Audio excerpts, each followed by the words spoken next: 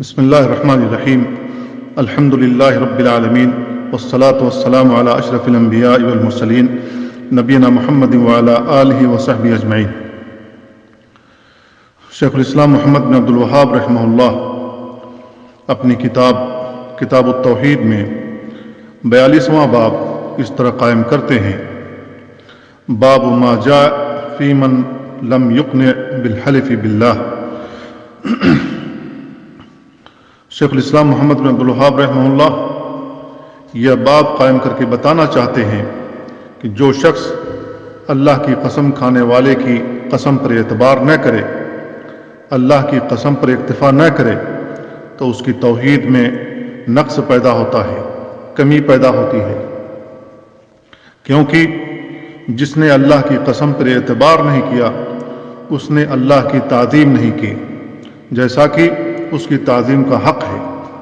اگر اس کے دل میں اللہ کی تعظیم ہوتی تو وہ اس قسم کا اعتبار کرتا اور قسم کھانے والے سے راضی ہو جاتا۔ تو جو شخص اللہ کی قسم پر راضی نہیں ہوتا، دلیل ہے اس بات کی کہ اس کی توحید میں نقص ہے، کمی ہے، جو کمال توحید کے منافی ہے، چونکہ غیر اللہ کی قسم کھانا شرک ہے، جیسا کہ نبی کریم صلی اللہ علیہ وسلم نے ارشاد فرمایا: من حلف بغیر اللہ فقد کفر او اشرک۔ جامع ترمذی کی روایت ہے، جس نے غیر اللہ کی قسم کھائی اس نے کفر کیا یا اس نے شرک کیا، کیونکہ غیر اللہ کی قسم کھانے سے غیر اللہ کی تعظیم ہوتی ہے اس معنی میں جس معنی میں اللہ کی تعظیم ہونی چاہیے۔ تو جس نے غیر اللہ کو بڑا جان کر اس کی تعظیم بجا لاتے ہوئے قسم کھائی، اس نے اللہ کے ساتھ شرک کیا۔ اگر کوئی جس کی قسم کھا رہا ہے اس کو اللہ کے ہم پلہ رکھ کر قسم کھائے تو یہ شرک اکبر بن جائے گا، اور اگر کوئی اس کو اللہ کا ہم پلہ نہ بنا کر قسم کھائے تو یہ شرک اصغر ہوگا۔ شیخ الاسلام نے یہ باب قائم کرنے کے بعد عبداللہ ابن عمر رضی اللہ عنہما کی یہ روایت ذکر کی ہے کہ رسول اللہ صلی اللہ علیہ وسلم نے ارشاد فرمایا: لا تحلفوا بآبائكم من حلف بالله فليصدق ومن حلف له بالله فليرضى ومن لم يرضى فليس من اللہ۔ سنن ابن ماجہ کی یہ روایت ہے۔ تم اپنے آباء و اجداد کی قسمیں نہ کھایا کرو۔ جو شخص اللہ تعالیٰ کی قسم کھائے اسے چاہیے کہ وہ سچی قسم کھائے، اور جس کے لیے اللہ تعالیٰ کی قسم کھائی جائے اسے چاہیے کہ وہ اسے تسلیم کرے، اور جو اسے تسلیم نہ کرے اس کا اللہ تعالیٰ سے کوئی تعلق نہیں ہے۔ قاضی کے سامنے قسم کھائی جائے یا کسی دوسری جگہ، یہ حکم عام ہے۔ کسی بھی صورت میں غیر اللہ اور آباء و اجداد کی قسم کھانا جائز نہیں ہے، بلکہ اللہ تعالیٰ کی قسم بھی صرف اسی صورت میں جائز ہے جب آدمی سچا ہو، جو بات کر رہا ہے، جو بات کہہ رہا ہے اس میں وہ سچا ہو، اور جس کے لیے اللہ تعالیٰ کی قسم کھائی جائے اسے چاہیے کہ وہ اس پر راضی ہو جائے، یعنی قسم کھانے والے کی قسم پر اعتبار کر لے اور معاملہ اللہ کے سپرد کر دے۔ اللہ تعالیٰ کی قسم کھانا اس کی تعظیم کا اظہار ہے، لہذا اس کی تعظیم کا تقاضا ہے کہ اس کا نام سن کر آدمی اعتبار کر لے اور معاملہ اس کے سپرد کر دے، اور اسے خامخواہ جھوٹا قرار نہ دے، کیونکہ اگر وہ فی الواقع جھوٹا ہوتا تو اس کا وبال اسی پر ہوگا۔ اور جو شخص قسم پر راضی نہ ہو اس کا اللہ تعالیٰ سے کوئی تعلق نہیں۔ یہ دلیل ہے کہ کسی سے قسم کھلوا کر اس پر اکتفا نہ کرنا اور اسے تسلیم نہ کرنا گناہ کبیرہ ہے۔ اس حدیث میں لا تحلفوا بآبائکم یہ صرف باپ کے ساتھ خاص نہیں ہے، اس میں ماں باپ، بھائی بہن، چھوٹے بچے اور سبھی مخلوقات شامل ہیں۔ اس میں اگرچہ باپ کو ذکر کیا گیا ہے لیکن یہ تمام مخلوقات کے لیے عام ہے۔ بہت سے لوگ یقین دلانے کے لیے کعبے کی قسم کھا لیتے ہیں، نیک لوگوں اور نبیوں کی قسم کھا لیتے ہیں، تو یہ جائز نہیں ہے۔ اگر کسی کو قسم کھانا ضروری ہو تو وہ صرف اللہ تعالیٰ کی قسم کھائے۔ اس حدیث میں من حلف باللہ فلیصدق، قسم کھانے والے کو اللہ کی سچی قسم کھانی چاہیے، جھوٹی قسم کھانے سے بچنا چاہیے۔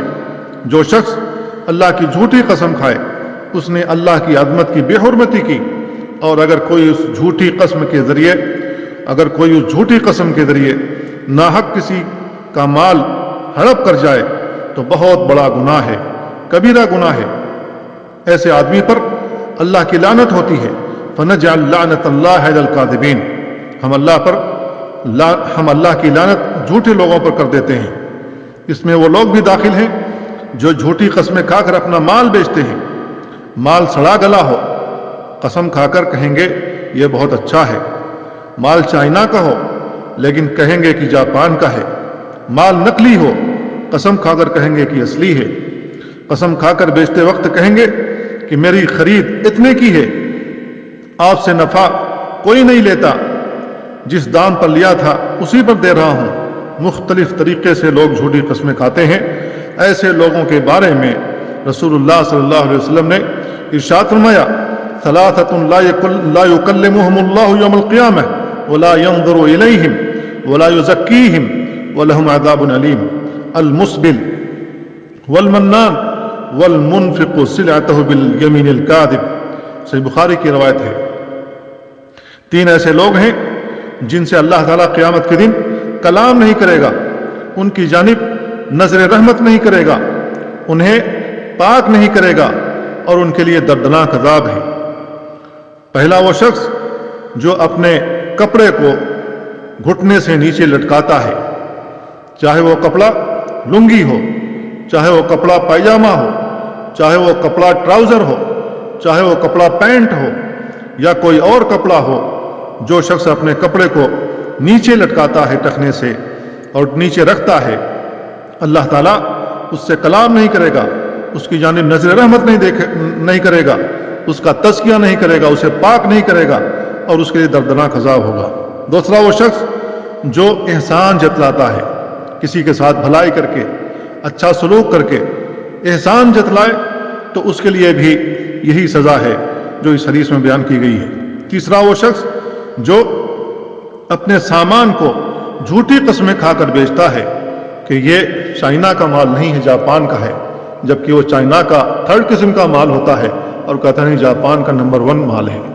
تو جو شخص جھوٹی قسمیں کھا کر اس طریقے سے اپنا مال سیل کرتا ہے، بیچتا ہے، تو اس کے لیے بہت ہی دردناک عذاب کی خبر اس حدیث میں دی گئی ہے۔ شدید ترین وعید اس حدیث میں بیان کی گئی ہے۔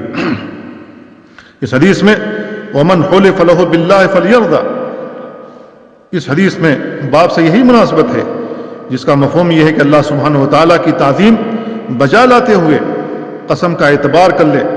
جو شخص اللہ کی قسم کا اعتبار کر لے اور راضی ہو جائے اور اپنا معاملہ اللہ کے حوالے کر دے، اللہ کے سپرد کر دے، تو وہ کامل ایمان شخص ہے، اس کی توحید کامل ہے۔ اور جو اس سے راضی نہ ہو اس کا اللہ سے کوئی تعلق نہیں ہے۔ یعنی اللہ تعالیٰ کی جو قسم کھا رہا ہے، اللہ کی قسم پر اعتبار نہ کرے اور اس پر اکتفا نہ کرے اور اپنا معاملہ اس پر اعتماد کر کے اللہ کے حوالے نہ کرے، تو ایسے شخص کی توحید میں نقص ہے، کمی ہے۔ شیخ الاسلام نے اس باب میں یہی ایک حدیث ذکر کی ہے اور اس سے چند مسائل کا اخذ کیا ہے۔ پہلا مسئلہ یہ ہے کہ اس حدیث سے معلوم ہوا کہ آباء و اجداد کی قسم کھانا منع ہے۔ نمبر 2، اللہ تعالیٰ کی قسم اٹھوانے والے کو چاہیے کہ وہ اس قسم کو تسلیم کرے، معاملہ کو اللہ کے سپرد کر دے۔ نمبر 3، جو شخص اللہ تعالیٰ کی قسم اٹھوانے کے بعد بھی راضی نہ ہو تو اس کا اللہ تعالیٰ سے کوئی تعلق نہیں ہے۔ تو یہ چند باتیں تھیں جو شیخ الاسلام محمد بن عبد الوہاب رحمہ اللہ نے ذکر کی ہیں۔ اللہ تعالیٰ سے دعا ہے اللہ تعالیٰ ہمیں اپنے اوپر کامل توکل کرنے والا بنائے اور ہر قسم کی شرکیات سے ہمیں اور تمام مسلمانوں کو اور ہمارے اولادوں کو محفوظ رکھے۔ وصلی اللہ وسلم علی نبینا محمد وعلی آلہ وصحبہ اجمعین۔